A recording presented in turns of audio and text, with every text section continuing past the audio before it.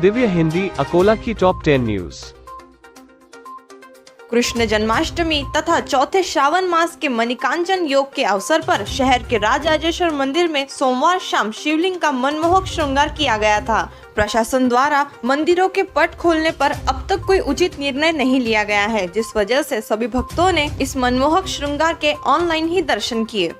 शहर में मंगल कार्यालय, होटल, लॉन, सभागृह आदि प्रतिष्ठानों को मनपा की ओर से सील किया गया है, जिसके कारण व्यवसायी मुसीबत में आ गए हैं। प्रशासन की ओर से 2 दिनों के भीतर सील निकालने की कार्रवाई की जाए, यह निर्देश वरिष्ठ विधायक गोवर्धन शर्मा जी, भाजपा जिलाध्यक्ष विधायक रणधीर सावरकर जी ने दिए हैं। इस संदर्भ में जिलाधिकारी जी को निवेदन दिया गया।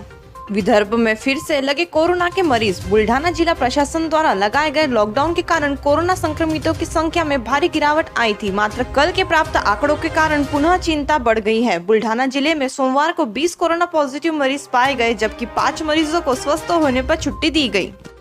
अकोला शहर के अधिकांश घरों में डेंगू बीमारी के मरीज पाए जा रहे हैं। चौंकाने वाली बात यह है कि जुलाई की तुलना में अगस्त महीने में डेंगू के मरीज की अधिक वृद्धि होने से यह चिंता और अधिक बढ़ गई है। मौसम के लगातार बदलाव के चलते विभिन्न बीमारियां हो रही हैं। इसका सबसे ज्यादा असर बच्चों पर दिखाई दे रहा है। कृपया सभी अभिभावक अपने बच्चों पर जिम्मेदारी से ध्यान दें।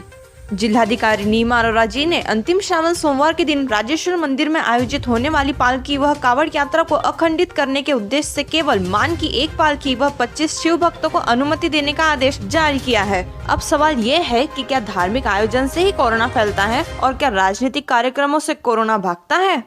महान बांध परिसर में 30-31 अगस्त व 1 सितंबर ऐसे 3 दिनों में अतिवृष्टि होने की जानकारी सिंचाई विभाग को प्राप्त होने से कल 30 अगस्त को दोपहर 1:45 बजे महान बांध के 2 वक्र द्वार प्रति 1-1 फीट से खोले गए हैं। दोनों वक्र द्वारों से 50 घन मीटर प्रति सेकंड से पानी नदी पात्र में विसर्ग करना शुरू है। बार्शी टाकली शहर समीप कापसी तालाब परिसर में 600 से 700 एकड़ खेती तालाब के लिए और जानवरों को चराने के लिए थी, लेकिन तालाब के और की 400 से 500 एकड़ जानवरों के चराई की खेती में नागरिकों ने बड़े पैमाने पर अतिक्रमण किया है। इस तालाब के निरीक्षण के बाद में जिलाधिकारी नीमा अरोरा जी ने तुरंत अतिक्रमण निकालने के आदेश दिए हैं। महाराष्ट्र में कोरोना संक्रमण के मामले 5,500 के आसपास आ रहे हैं। दूसरी तरफ राज्य सरकार को आशंका है कि त्योहारों के मौसम में लोगों की लापरवाही जारी रही तो संक्रमण तेजी से बढ़ सकता है। ऐसे में सरकार दोबारा रात्रि कर्फ्यू लगाने पर विचार कर सकती है। प्रदेश के स्वास्थ्य मंत्री राजेश टोपे जी ने सोमवार को कहा कि इस बारे में अंतिम फैसला कोरोना टास्क फोर्स की बैठक में लिया जाएगा।